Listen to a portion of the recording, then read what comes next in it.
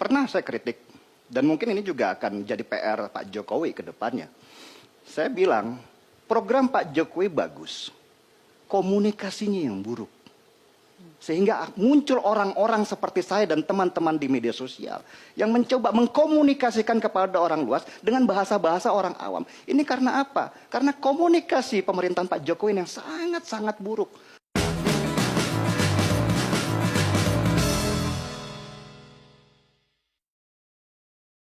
Sejak munculnya seorang Jokowi dalam pentas perpolitikan Indonesia, saya termasuk orang yang berharap banyak padanya. Jokowi memenuhi kriteria sebagai pendobrak tradisi politik negeri ini yang biasanya hanya ditempati oleh orang yang itu saja, yaitu pemimpin atau pemilik partai yang kaya, yang berkuasa, dari militer sebagai nilai tambah dan hanya memikirkan golongannya saja. Dan saya tidak bertepuk sebelah tangan. Jokowi yang berasal dari keluarga sederhana ternyata mampu beradaptasi dengan cepat. Ia membuktikan dirinya bukan boneka partai. Malah kaki-kakinya semakin kuat ketika dihantam. Dan sekarang ia memegang penuh peranan.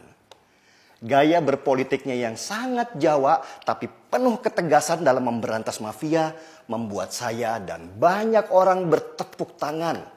Begitu kuatnya dia sehingga bisa menjadi presiden dalam periode kedua. Di balik harapan saya terhadap Indonesia ke depan di tangan Jokowi, ada rasa khawatir yang sangat besar. Tradisi politik kita tidak mengenal yang namanya legacy atau warisan kepemimpinan. Yang dimaksud warisan di sini bukan warisan secara biologis, tetapi ideologis atau pemikiran. Ketika Soekarno berkuasa, penggantinya adalah Soeharto dengan pemikiran berbeda. Soeharto turun, Habibie meneruskan sebentar untuk kemudian digantikan Gus Dur dengan gaya yang jauh berbeda yang kemudian terganti oleh Megawati. Lalu SBY berkuasa 2 periode dengan pemikiran yang kembali berbeda. Kemudian Jokowi datang menawarkan pemikiran kembali pada cita-cita Soekarno. Perhatikan, sebenarnya negeri ini selalu restart setiap pergantian presiden. Kita tidak bisa maju karena tidak punya rancangan bagaimana negeri ini 50-100 tahun ke depan. Ganti presiden otomatis ganti kebijakan. Kapan kita mau berubah menjadi negara maju dari negara berkembang ketika setiap rancangan jangka panjang dianulir dan selalu memulai dari awal? Berbeda dengan negara lain seperti Cina misalnya. Pemimpin mereka boleh berganti, tetapi strategi negara ke depan tetap dijalankan. Malah Cina lebih ekstrim.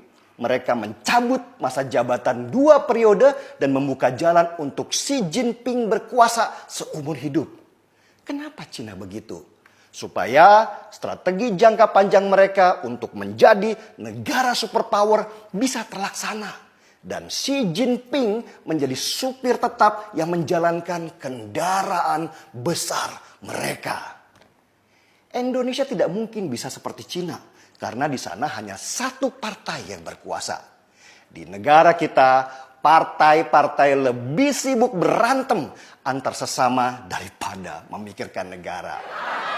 Jalan supaya negeri ini bisa bergerak ke depan adalah dengan mengusung pemikiran Jokowi dan menjaga rencana jangka panjangnya. Tapi mungkinkah? Mungkin saja. Asal kita bisa melahirkan pemimpin ideologis serupa Jokowi untuk menjaga strategi besar kita. Dan pada posisi ini, Jokowi harus menjadi kompas bagi negeri ini untuk melanjutkan rencana jangka panjangnya. Dia tidak boleh lepas tangan sesudah selesai masa jabatan, kemudian hanya diam tanpa pegang peranan. Jokowi kelak harus menjadi jarum penunjuk siapa calon pemimpin selanjutnya yang bisa memegang obor yang dia nyalakan. Disinilah sebenarnya kekhawatiran terbesar saya. Masuk di periode kedua, Jokowi tampak melemah. Dia seperti berada di zona nyaman, lamban bergerak, dan seperti terjebak pada rasa puas yang berlebihan. Beda sekali dengan Jokowi di periode pertama yang tampak gagah dan menguasai panggung utama. Dulu semua cahaya lampu sorot mengarah kepadanya. Sekarang lampu sorot itu tampak melemah dan menjauhinya. Kelemahan terbesar Jokowi sekarang yang tampak nyata adalah saat ia memilih menteri-menterinya. Para menteri yang dipilih itu seharusnya bisa menjadi penguat narasi panjang Jokowi. Tapi kenyataannya mereka malah menjadi sumber kelemahan. Ibarat tim sepak bola, Jokowi gagal di awal periode kedua membangun tim yang solid untuk memenangkan liga. Pemain-pemainnya lemah seperti kebingungan karena tidak ada di tempat yang tepat. Yang penyerang jadi back, yang kiper jadi gelandang, yang bagus dikandangkan, dan yang tidak bisa nendang bola malah jadi penyerang utama. Tim sepak bola yang dibangun Jokowi dalam kabinetnya sekarang seperti tim sepak bola gajah di masa lalu. Di mana bola ada, mereka bergerombol seperti anak ayam kehilangan induknya.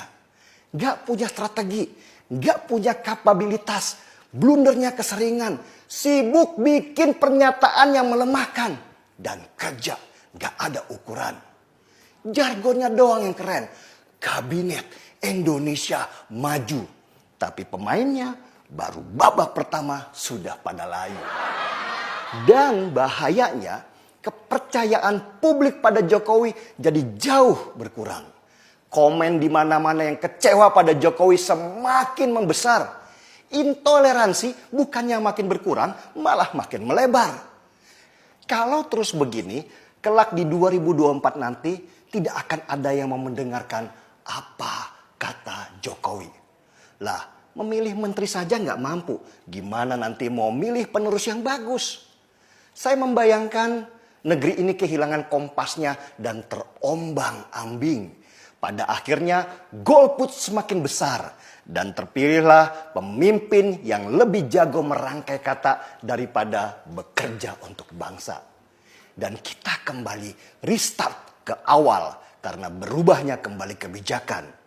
Negeri ini mundur sekian tahun ke belakang dan sulit untuk maju lagi karena besarnya kekecewaan. Contoh yang paling dekat saja adalah Jakarta. Semua kebijakan bagus dan bertujuan untuk jangka panjang dianulir. Hanya karena gubernurnya tidak ingin kebijakan bagus dari pemimpin masa lalu yang menjadi bebannya. Jakarta menjadi rusak, tidak punya program kuat, dan sibuk mengerahkan buzzer-buzzer supaya citranya tetap melekat. Indonesia bisa seperti Jakarta yang tenggelam dalam debat panjang tanpa kemajuan. Di sini saya mencoba untuk mengetuk pintu istana, khususnya pada presiden kita yang tercinta. Pak Jokowi, mulailah berbenah diri. Kemenangan Bapak sekarang bukan akhir tujuan, tapi justru awal sekali. Ini bukan tentang jabatan, tapi tentang nasib negeri besar ini. Kembalilah Pak dengan gaya dan semangat seperti di periode pertama, di mana setiap apa yang Bapak lakukan menambah kecintaan dan harapan supaya kelak negeri ini besar. Pilihlah menteri yang cakap dan mampu berkomunikasi baik dengan masyarakat. Kalau perlu, uji para calon dulu dalam sebuah proses yang ketat. Bisakah para calon menteri kelak memberikan solusi tepat dan menawarkan konsep yang jelas? Bukan yang sibuk berkoar di media tapi nggak mampu kerja.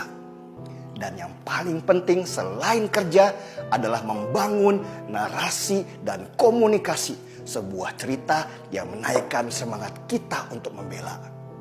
Bapak tahu apa yang paling ditunggu masyarakat selain dari apa yang selama ini Bapak kerjakan?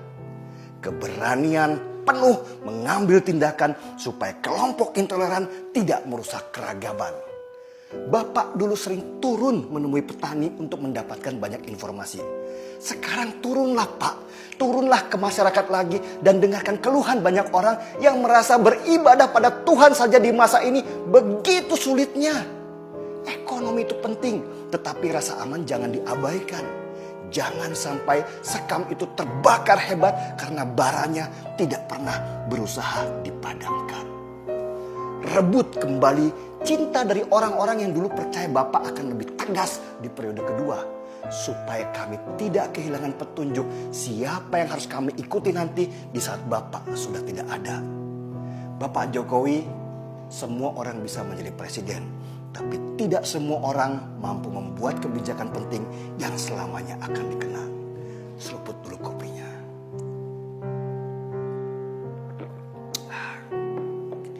Marki Bong, mari kita bongkar semua.